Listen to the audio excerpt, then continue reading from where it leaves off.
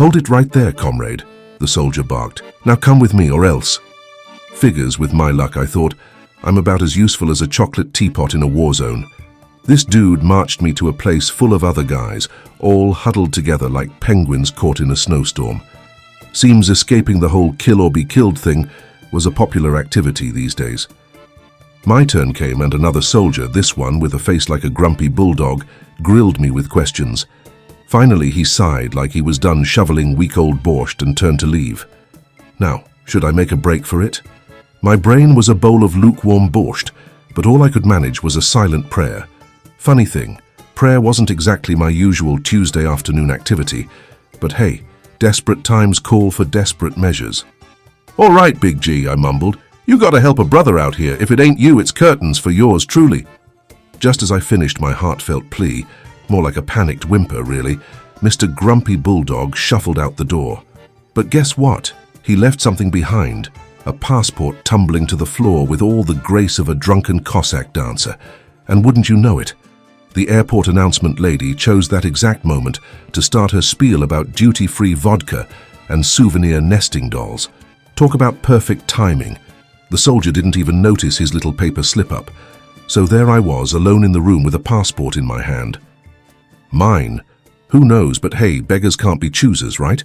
My name's Ivan Navalny, but don't let that fool you. I'm not related to that famous Alexei Navalny, nor am I some reincarnation of Ivan the Terrible. Trust me, I'm about as threatening as a babushka with a rolling pin. Just your average guy from a sleepy Russian town. Dreams? Sure, I had a few, mostly involving computer code and not getting eaten by bears. Then bam! The news hits like a ton of bricks. Russia's invading Ukraine. Suddenly, little old me, wannabe software nerd extraordinaire, might get drafted into this mess. Killing people? I get queasy watching boxing matches, for crying out loud. The battlefield suddenly didn't feel like just another game level anymore. As a kid, I was all about computers and video games. World of Tanks was my jam. Never thought that obsession would lead to me wandering around a foreign country for 3 years. But anyways, back then I was just your average teenager. School, friends, gaming, nerding out about tech. You know the drill. 10th grade was all about computers, video games, and hanging with my buddies. Until she arrived, the new girl from the city. Beautiful, with these striking green eyes and the sweetest personality. I couldn't stop staring. My friend noticed, of course, shouting, "Ivan's in love, mark the day." My face went on fire, and despite my best tough guy act, everyone could tell I was mortified. The whole class laughed and it was awkward as hell. Let's be real, I had zero chance with her. In Russia, there's this whole high school hierarchy. The popular kids. You got your nerds, the ones everyone needs for homework help, thus never are bullied, and then the bosses, those strong kids who know how to fight. I was neither. Just an ordinary mortal, as we say. And Anna, she was out of my league.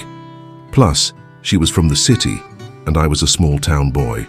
City folks tend to look down on us villagers, but even if that hadn't been a thing, there was still the biggest obstacle of all, my confidence or lack of it. Girls aren't exactly into guys who don't believe in themselves, are they? Knowing I didn't stand a chance, I decided it was time for a change. I wasn't hitting the gym. Let's be real. As a kid, I didn't have the cash, but I started working out at home. Push-ups, pull-ups, you name it. Video game time got cut back, and hanging with my friends took a back seat too. I had to get better somehow. Deep down, I guess I figured maybe I could become one of the popular kids if I worked out enough. And hey, that seemed a lot easier than suddenly turning into a genius. I mean, a nerd's got to be born a nerd, right? Weeks turned into months, and finally, I had a chance to talk to her. We ended up on the same bus, and I kept catching her eye. But that courage I'd hoped to build, nowhere to be found. My workout plan was great for my body, but my confidence still needed a gym. I stayed just another ordinary mortal. And that's when it hit me. We'd never even spoken. It sounds crazy, I know, but I was trying so hard to impress her without the most basic step. So, like any lovesick dude, I turned to the experts, YouTube dating gurus. After hours of cringy videos, I had to test my newfound skills. My genius plan? Head over to another nearby school and try my luck with those girls. Spoiler alert, it didn't go well. I was still that awkward, not-so-confident kid. Back to the YouTube rabbit hole. At this point, I was starting to doubt those relationship experts. Desperate times, right? So I started searching, well, Yandexing, how to actually win a girl over. That's when I stumbled upon this old book, How to Win Friends and Influence People, by some American named Dale Carnegie. Hey, we read US books too, you know. Like any 21st century kid, I grabbed the ebook and dove in, and guess what? I actually liked it. Turns out there was more to this than cheesy pickup lines, so I gave it a shot, talked to a girl at that other school. Pretty girl, actually. I mostly listened, followed Dale's advice, and she seemed to genuinely like me. Was it me, or was it Dale's book working its magic? Who cares? At least I was getting somewhere. So it was time to unleash the new, improved me on Anna. She had to fall for me now, right? Right? Besides, I needed to act fast, or I might end up head over heels for that other girl. So, I took action. Or rather, I didn't. Turns out talking to Anna was still impossible. I'd keep catching myself staring, but then when she looked back, I'd turn into a panicked flash, looking away as quick as possible. Those YouTube gurus, Dale Carnegie, none of them could fix this level of awkward. I needed a miracle, and it actually happened. Chemistry.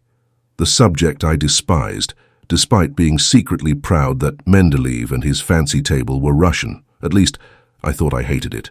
Little did I know it was about to become my favorite class. One day our teacher announced a lab experiment, which of course meant partners. Normally I'd be teamed up with my deskmate, same as always. But today, fate had other plans. Or rather, it didn't. Just my usual deskmate again. The miracle. My deskmate was out sick. Who cares why? The point is, he wasn't there. And guess what? Anna's partner was absent too. My teacher, bless her heart, noticed this and asked Anna to join me for the lab. My stomach erupted with butterflies. A saying I'd always thought was cheesy, but hey, now I got it. For a second I was the happiest guy alive. Then I realized Anna was looking at me expectantly. It took a moment to click, and she was asking, "Are you coming?" with her eyes. Scrambling to play it cool, I nodded and practically floated to her desk like some love-struck idiot. "Hi, my name's Ivan," I managed to squeak out. Of all the brilliant things I could have said, that was it. "No kidding, Ivan," she replied. I mentally slapped myself. This was it, my one shot, and I'd already blown it. If you had one chance, one opportunity, Eminem started rapping in my head. Yep, we listened to American music too. And for the record, he sounded way cooler in Russian in my head. "Dale, my man, I need backup." My brain was scrambling. Those YouTube gurus were useless. Dale was my only hope. Then again, Dale probably would have face-palmed if he heard what came out of my mouth. "I was just checking if you knew my name." "Seriously, Ivan? Twice with the stupid lines?" My smile must have been a sight to see, some weird mix of goofy and panicked. "Thank God." Anna actually found it funny. "I know you, Ivan," she said. "You're the one who fell in love at first sight." As much as I hated my classmate for yelling that out on day one, I silently thanked him 1,000,000 times. Heck, make that 2,000,000. His stupid joke finally worked in my favor, and he was sick, and I was here with Anna. "Is anybody home?" Anna asked, snapping me out of my daydream. Turns out, finally talking to the girl of your dreams face isn't exactly subtle. "Ivan's home," I finally managed. And hey, she actually laughed at my lame reply. Maybe I was funnier than I thought. "Anna, all right, for this experiment, we're going classic baking soda and vinegar. Seen it before?" Me. In cartoons, chemistry's not my strong suit. Acids, bases, might as well be Greek. Anna. "No worries, so baking soda's the base. Fancy name's sodium bicarbonate. Vinegar?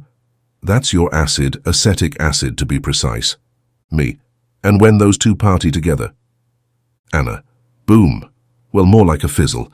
They make this unstable thing called carbonic acid, which basically breaks down into water and gas. That's the bubbly show. Basically, it's chemistry showing off how it can change things up." Me. "Okay, that's kinda cool. But how do you know all this?" Anna. "Chemistry's my puzzle, I guess. Elements are like people with distinct personalities, and I dig watching them mingle. Plus, I'm a bit of a nerd, reading textbooks for fun. Me. And the measurements, all those numbers? Anna. The difference between a cool reaction and a stinky mess. Too much vinegar. Boom. Wasted fizz. No actual lesson. Gotta get those proportions right. Me. So, like, balance is key. Anna. Bingo. Chemistry's about finding the perfect mix. That's true in the lab, and honestly, kinda in life too. Me. Maybe chemistry won't kill me after all. Thanks for making it less boring. Anna. You're welcome. Just wait till we make fire rainbow colors. Then it's basically science magic. Turns out not only was Anna beautiful, but she was a total chemistry whiz. No way I could have impressed her with small talk, thank goodness for my dumb friend and his perfectly timed illness. As the bell rang, she hit me with, "So my name's Anna." Guess witty comebacks aren't her superpower. Still, I was definitely up for a rematch. The question was, would there even be a next time? That, my friends, was the big unknown. Next day, or what I thought was the next day, I was practically counting the minutes. Another chance to see Anna. Even if I choked again, just seeing her would be enough. Then Saturday hit me like a ton of bricks. "Where are you off to, son?" Mom asked, watching me practically float out the door. "School, duh." I tried to sound casual. "Someone's got a crush," she teased. Apparently my whole in-love vibe was less subtle than I thought. "He's head over heels," Dad chimed in, and that's when I wanted the earth to swallow me whole. "Cut it out, you two, I'm gonna be late." I tried my best serious adult voice, but it was useless. "Since when do they have classes on Saturdays?" Dad's question hung in the air as the awful truth dawned on me. I was so love-struck, I forgot what day it was. I scrambled to play it cool. "It's Friday, remember?" Then it hit me. Chemistry was Fridays, meaning yesterday was the day. "Someone's got a crush on a chemistry partner," Mom teased. Darn it, I must have raved about my new favorite subject. "From now on, chemistry's top of my class list," I declared. This definitely raised some eyebrows. "Don't you have chemistry on Fridays?" Dad asked, then gave a sly grin. "Or is this a different kind of chemistry, maybe the kind between a boy and a girl?" "Hi, my name's Ivan," I announced, then promptly retreated to my room. Behind me I heard Mom and Dad exchange a look that clearly said, "Our son has officially lost it." "Hi, my name's Ivan." A brilliant text message. My genius mind decided. Too bad being a genius doesn't also magically include having a girl's phone number. Instagram, social media for the win. After some serious online sleuthing, I finally found her, Anna Belova. "Hi, my name's Ivan," I typed, feeling ridiculously proud of myself. Then a horrible thought struck. What if she didn't remember me? What if she thought I was some random creep? My Instagram profile barely existed. No photos, no clever bio. Maybe I should have paid more attention in those YouTube videos. Waiting for Anna's reply, I drifted off. My phone jolted me awake. It was Anna. "Ivan the Terrible." Okay, she had a sense of humor, that was good. "Nope, not the terrible, just the ordinary mortal," I fired back. "Wow, such confidence," she replied. I couldn't tell if she was impressed or mocking me, knowing my luck, probably both. "Confidence more like desperation," I shot back, trying to be witty. "I'm too scared to try those chemistry experiments alone." Her reply had my heart pounding. "Need help? I'm your girl." I almost screamed, almost danced a victory jig. I had to play this cool now. A true genius move was needed. And that's when I came up with, "Did you recognize me, Anna?" Oof, maybe not my most brilliant moment. You seem vaguely familiar. Maybe refresh my memory." "I'm the guy who fell for you day one, helped to remember." Cringy, but gotta own it, right?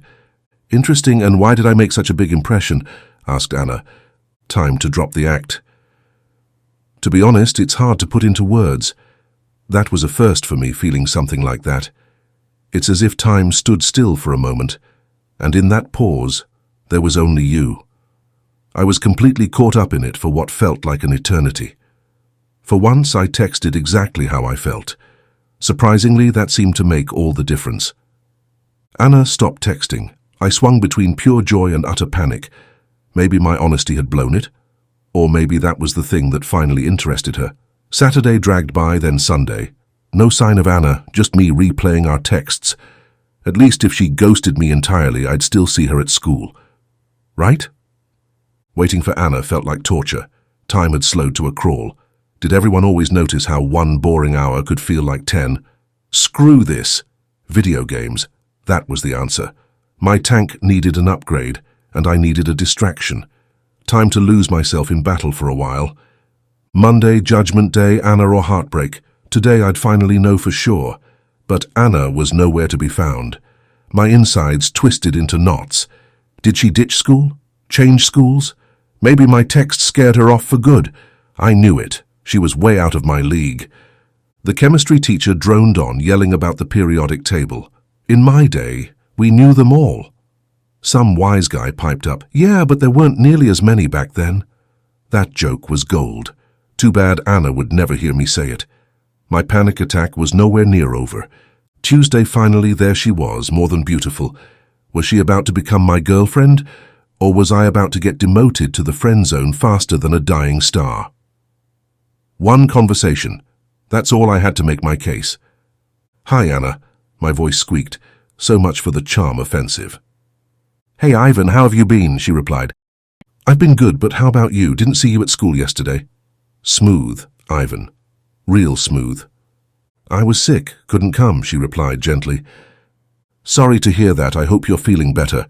Cliché, but at least it wasn't a total disaster." "I am, thank you." Her words were music to my ears. Maybe there was a tiny, microscopic chance she actually liked talking to me. Time to up my game. Wanted to bring up our conversation on Instagram. Wanted to know her opinion. Brain, help me out here. "So, do you like Instagram?" I asked. "Way to go, genius." "You're funny, Ivan," she said, and her laugh was genuine. What a reason to gain back my self-confidence. Sure, I wasn't the smoothest talker in the world, but she said it. I was funny. All those hours studying YouTube gurus and Dale Carnegie must have paid off a little bit. Apparently no. I'd later find out from Anna that it wasn't my newfound charm that won her over. It was my awkwardness she found cute. Classic portrait of a guy falling head over heels in love. Chapter 2. My best days with Anna. We started dating, at least I believed so. Never really asked her out, but we'd spend our time together. Walks in the park, goofy movie nights, even a double date with some mutual friends, which was way less awkward than expected. Those were the best days of my life. But I was still Ivan, the guy who overthinks everything. Was she just being friendly? Was I reading too much into all of this? A brave, or maybe incredibly stupid idea struck me. The letter. It took 3 drafts to get the wording right. Should I go for heartfelt and sincere? Play it cool and casual? In the end, I went with my gut, pouring a little of everything into those neatly written lines. Asking her out, for real this time, was the scariest thing I'd ever done. Passing it through her friend felt like smuggling top-secret documents. We kept hanging out as usual, but no reply. Each day the silence got a little louder. I'd tell myself it was no big deal, she was probably busy, but that knot in my stomach said different. Then, just like that, school holidays started. 3 months of summer stretched ahead. And suddenly, Anna was nowhere to be found. Back to school. That first day was torture. The news hit me like a truck. Anna's family was military, always on the move. They'd left town months ago, I get it. Circumstances and all that, but damn, a simple text wouldn't have killed her. The depression that followed was a monster. A whole year, feeling like a ghost haunting my own life. Finally, graduation loomed. Time for the next step. The university my parents kept harping on about. My dream of becoming a software engineer was a distant memory. Want to join the military? Are you out of your mind? My parents' shock was the only thing that cut through the numbness. But there it was, a crazy, desperate plan forming in my head. Anna's father was military. Maybe, just maybe, there was a way to find her. A long shot, I knew, but it was the only shot I had left. The military was no joke. Bone-jarring runs at the crack of dawn, drill sergeants with lungs of steel, and that one time I accidentally saluted a trash can. But there was fun, too. New friends, including Andre, who became my constant companion and source of ridiculous pranks. Maybe it was the world of tanks obsession. Maybe it was the thrill of it all. But I chose tanks. Learning to drive a tank felt like something straight out of a movie. The rumble of the engine, the sheer power under your control. Firing practice, even better. Turns out, all those hours spent gaming had given me halfway decent aim. Best day of my life. Winning the tank maneuvering competition, hands down. Maybe even the medals weren't just a consolation prize. That year flew by in a whirlwind of sweat, dirt, and weirdly satisfying exhaustion. Back home, the happiness on my parents' faces was tempered with worry. I couldn't blame them. Announcing I wanted to make the military my career, not just a one-year stint, was another bombshell. The arguments started, the old dreams resurfaced, but something inside me had changed. I wasn't the same insecure kid who had fallen apart over a girl. Andrei made it. He was staying in the military, while my own path had veered back towards the ordinary. My parents' business was struggling, and that nagging guilt settled in. Time to step up, to find a way to help. But websites in a small town only went so far. My big military adventure had fizzled out. That one-on-one talk with my father, it was quiet, not the yelling match I expected. "Son," he said, "you gotta look past just getting by. Go back to university, get that degree." So I did. Turns out there was still that spark left in me, that desire to be a real software engineer, not just some small-town website jockey. First year flew by. Second year, even better. I was devouring online courses on top of my regular classes. The more I learned, the more confidence crept back. This time, it felt real. Chapter 3. The War, or How to Escape It. My parents were glued to the TV, their faces etched with worry. Another news report, another grim update. The Russian invasion of Ukraine had begun. At first it felt distant, like a bad movie playing out on the screen. But then that text from Andrei landed like a punch to the gut. "Ivan, you know my situation. Gotta take care of my sick mom. They're paying good money to go fight. What about you?" My fingers fumbled out a reply. "I'll finish my degree. I'm only in my second year. I have to see it through." His response was near instant. "Are you crazy? You think they'll let you graduate when the war's on? You're a tanker, Ivan. Remember all those medals? They need guys like you." Andrei's words wouldn't stop echoing. "They need guys like you." I wasn't a killer. I wasn't some hero. I was a guy who liked coding and bad action movies. Suddenly, there was no time left to hide in the ordinary. I had to get out, escape the war before it came for me. Every website was the same. Georgia. That was the word flashing like a warning sign on my screen. Russians were already flocking there, IT guys especially. The decision burned in my chest, a mix of desperation and relief. I had to go, now. My parents, bless their hearts, understood. There weren't any tearful goodbyes at the town bus station, just a hurried hug and whispered pleas from my mum to leave before it was too late. The air ticket gouged a hole in my savings. 10 times the normal price, but there was no other option. This was my ticket out. The airport swarmed with men, all of them carrying the same haunted look I felt mirrored on my own face. Was this it? My last moment of freedom? Military officials were everywhere, interrogating passengers one by one. My turn came, the questions sharp like knives. "Why are you leaving? Do you have military experience? Where are you going?" My answers, truthful, desperate, probably sounding like a panicked chipmunk, seemed to do the trick. Or maybe he was just tired of my blubbering. I wasn't about to analyze it. Panic-induced prayers started spilling out of me. "God help me. Ain't nobody else around here who can." And wouldn't you know it, just when I thought I was a goner, Mr. Grumpy Military Man goes and drops a passport. Plop. Thank heavens for that airport announcer lady. Her voice cut through my fear like a siren. Perfect distraction. Dude didn't even notice his little oopsie. I was alone in that office, well, me and that passport. Sweet merciful mother of pearl, it's mine, I swear. An actual choir of angels must have been singing when I saw my name. Then it was go time. Passport, backpack, the whole 9 yards. Gotta move like I'm casually strolling to the bathroom, not escaping a whole army. Passport control lady. Bless her exhausted heart. She barely glanced at my documents, stamped it, and sent me on my way. I practically floated onto the plane, trying not to make it obvious I was about to bolt for the nearest exit. But even as the plane took off, doubt crept in like an annoying mosquito. Had I just swapped one mess for another? As the plane roared down the runway and lifted into the air, the familiar identities slipped away. Not a student, not a son, not even the heartbroken fool who'd chased after a dream girl. Now, I was just a refugee, a speck of humanity tossed around by forces far beyond my control. The new journey was about to begin, and the destination was a terrifying unknown.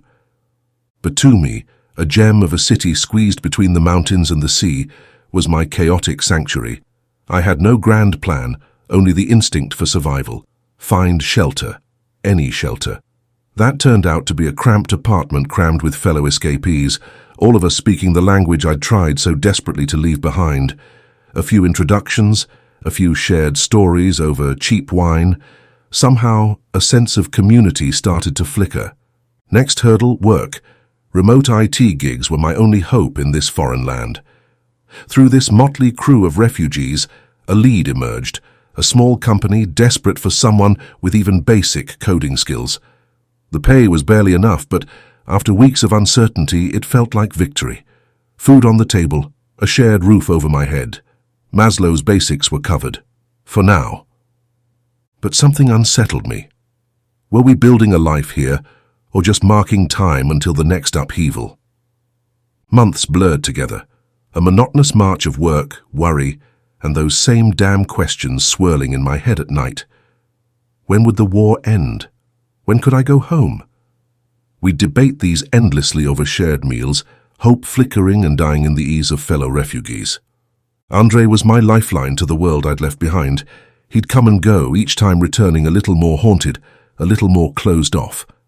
My questions about the war zone bounced off him like stones. Something had broken inside my friend. Then, one afternoon, amidst the usual silence, it came. A message from him while he was back home, a brief respite before the next brutal deployment. Out of nowhere, he asked Colonel Belov. Was he Anna's father? They were serving together, he said. I have no idea, I typed back, fingers trembling. The name Anna echoed in my skull, a ghost I thought I'd buried long ago. Was this a cruel trick of fate, or a lifeline thrown back to my past? Another message flashed on my screen, her phone number, followed by the words that cut like a knife. Colonel Belov died while visiting the war zone. My breath caught in my throat. A surge of sympathy for Anna, then a cold wave of dread. Would Andrei be next? He was in that same hellhole, a different man now, his messages like clipped echoes of the friend I used to know. Still, I had to try. Fingers fumbling, I typed a message to Anna. Hi, this is Ivan. My condolences. I've heard about your father. I'm truly sorry. My phone remained stubbornly silent. Did she even remember me? A week passed. Maybe Anna had forgotten about me, or maybe grief had consumed her. Then a flicker on my screen, just 2 words, thank you, from her.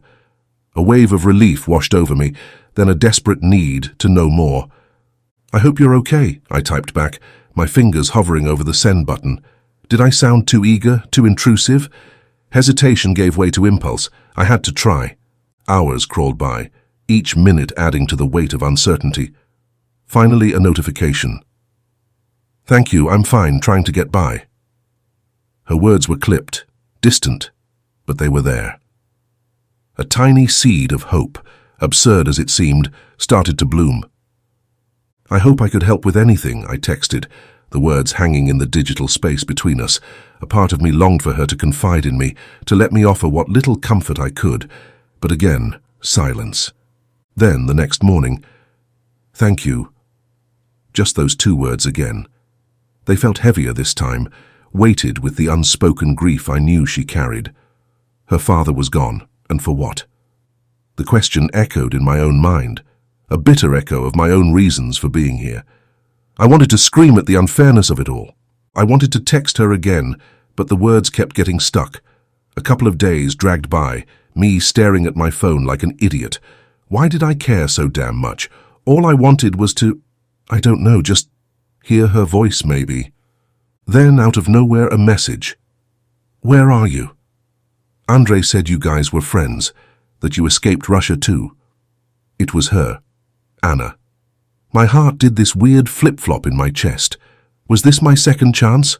Or would things just get awkward again? "I'm in Batumi, Georgia," I typed back, trying to sound casual even though my fingers were shaking. So many questions danced in my head. How did she meet Andrei? Why was she reaching out now? But I held them back. Just getting a message from her, and it was enough for now.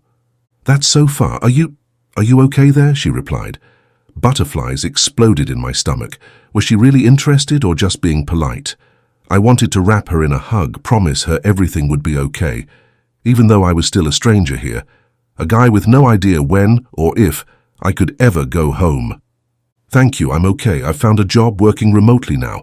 Turns out you can code from anywhere, even a beach town in a strange country."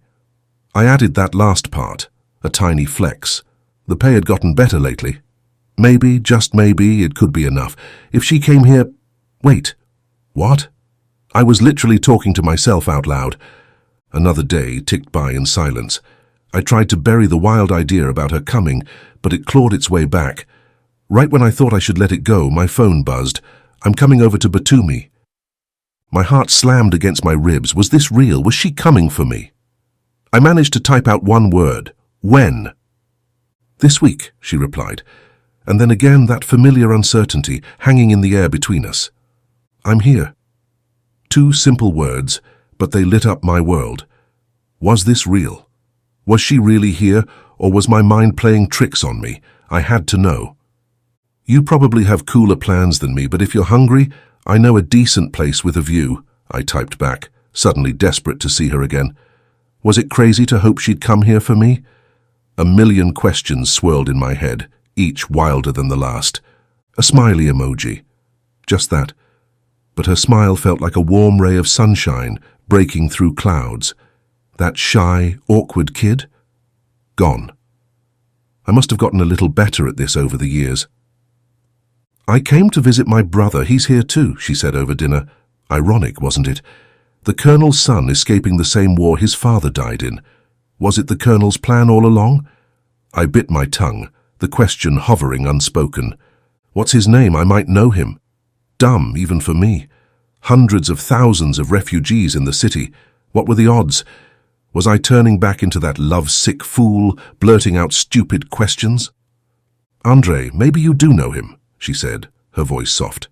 There were a couple of Andreis I knew, but none of them her brother. "Well, so, what are your plans?" I asked, desperate to change the subject. "I don't know yet. I can't go home, not without him." Her voice cracked and a wave of guilt washed over me. Why was I even thinking about romance at a time like this? "He's the only man left in our family," she said, and the unspoken weight of those words hung in the air. 2 years younger than her. I'd never even pictured a brother in her life. But then again, how much did I really know about the girl I'd adored from afar? Meeting her became a habit. And then there was Andrei, a younger reflection of the friend I'd known. Smart, a bit lost, caught in the same relentless tide that had swept us away from home. For all our differences, one thing bound us together. We had no answers, no clear path forward. Another night together, one of those evenings that blurred loneliness with a flicker of shared understanding. But tonight, I carried a burden. "Andrei's gone," I choked out the words. Not Anna's brother, but my Andrei, killed in the same damn war zone that stole her father. A single tear, quickly wiped away, escaped Anna's eye. She didn't need to say it. I saw her own fresh grief mirrored back at me. 2 families torn apart, a mother losing her only son. The echoes of those losses hung heavy in the silence between us. The night fizzled out early, weighed down by loss. Anna's usual warmth was gone, replaced by a brittle sort of silence. I offered to walk them home, but she refused, a flicker of defiance in her tear-filled eyes. "Andrei," I turned to him, "take care of your sister, please." A simple plea, but it held the weight of everything I couldn't fix. He nodded, a silent promise between 2 men, bound by a grief we barely understood. Another week's wait. 7 days felt like 7 years. Then finally, her. But her smile was veiled, replaced by a quiet resolve. "We're thinking of leaving," she said, "trying to find a new start, someplace different. A different country." The ground seemed to tilt beneath my feet. Lose her again. The word echoed in my skull, louder than any scream. "When?" The question tore out of me, raw. "Soon, maybe," she said, her voice barely a whisper. "We haven't decided yet." The urge to run, to howl at the injustice of it all. It surged through me, hot and useless. But a flicker of desperate hope remained. I had to do something. This wasn't that awkward teenage crush anymore. This was my life, and she was at its heart. "I'm going with you." The words tumbled out before I could stop them. Anna's smile was bittersweet. "You don't even know where we're going." "Neither do you," I shot back. "But I know this.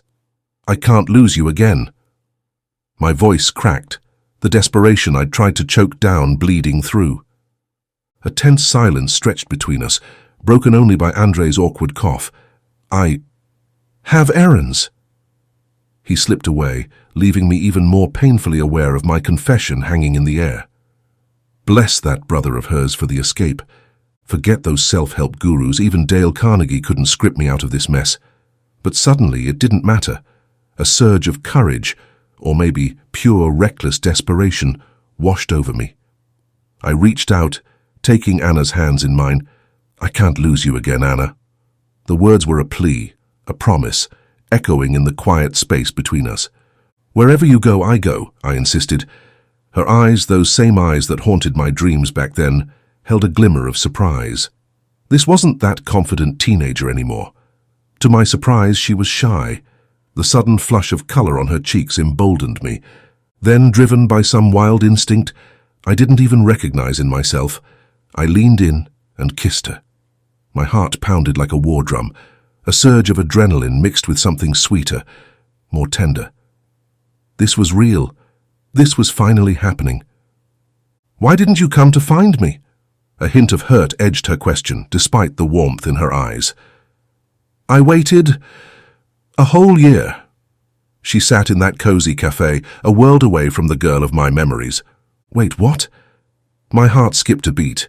She waited, but the letter, my unanswered plea to meet, I did. I even joined the army, hoping to find you somehow. The words tumbled out, and I knew I sounded desperate. Her surprise was followed by a burst of genuine laughter. "The army? You thought I'd joined the fight or something?" "Fresh out of depression, not exactly the pinnacle of logical thought," I mumbled. "I figured, join the army, maybe I'll find your dad, and that might, well, lead me to you eventually." The words hung awkwardly in the air. Damn, why did I bring up her father? Everything was going surprisingly well until then. Anna didn't flinch. "Oh, I see. You thought my dad would just hand over a sad, displaced teenage girl's contact info?" There was a touch of amusement in her eyes, thankfully, not anger. "Anna," my voice caught, "can I be honest about something?" I didn't wait for a reply. "Why didn't you answer my letter? The one where I asked you out, back in school? I thought maybe you didn't like me that way. Still, I was so crazy desperate to find you." Her eyes widened in surprise. "What letter? I never got it." "Your friend, Christina, was it? I gave the letter to her, asked her to give it to you." Anna's smile wavered slightly. "Oh, yeah, we weren't close. Maybe that's why it never reached me." She said it lightly. "Maybe it's a good thing it got lost, that whole army escapade. It was insane, but strangely worth it just to find you again." I smiled, relief washing over me as she laughed. Seeing her like this, a shadow of the old joy in her eyes, felt like a gift I hardly deserved. So turns out there was a reason for that whole army misadventure. "Guess it all worked out since I found you, right?" I said with a grin.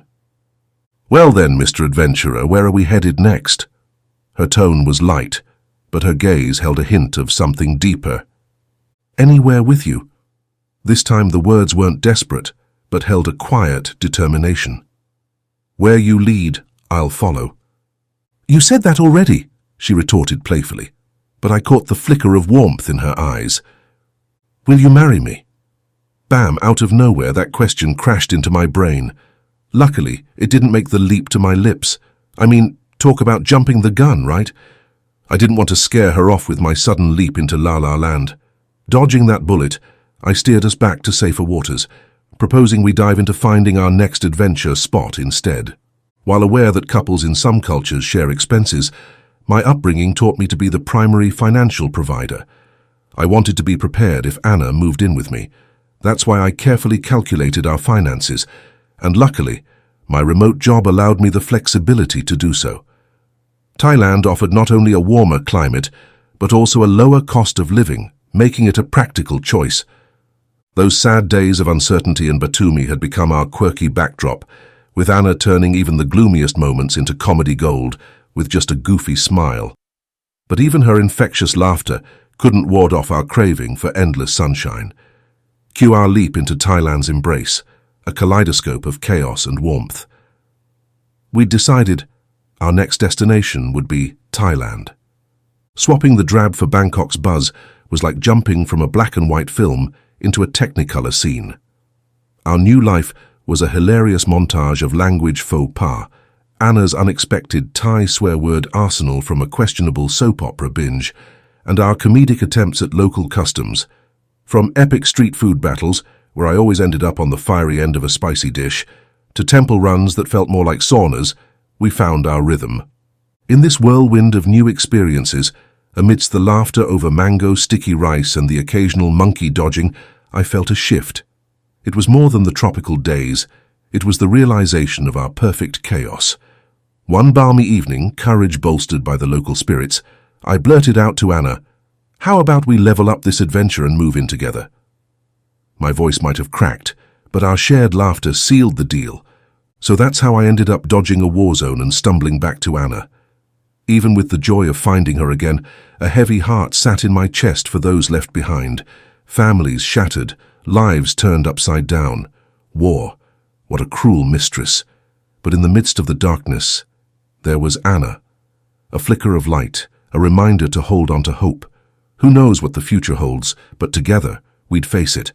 Let's see where this crazy movie of a life takes us next. Like this true story? Subscribe for more true stories dropped every week or two. In the meantime, explore my other offerings, the kind that blur the line between fact and fiction better than a magician's smoke bomb. Are they true? Fake? Honestly, even I'm not entirely sure, but hey, they're entertaining, right? Hit that like button, leave a comment, maybe with a healthy dose of skepticism, and let's unravel the mysteries together.